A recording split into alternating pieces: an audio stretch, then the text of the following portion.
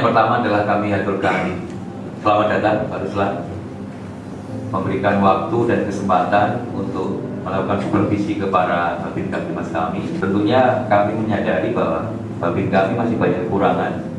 Tentunya perlu pembinaan, baru saran, kemudian perlu masukan-masukan sehingga tahun depan, tahun politik, para Babin yang menjadi tulang punggung Polri di dalam hal menghadapi masyarakat itu bisa lebih berperan di masyarakat, tidak saja sebagai Babin Kaptimas secara fungsional, tetapi juga nantinya di masyarakat juga sebagai figur Polri.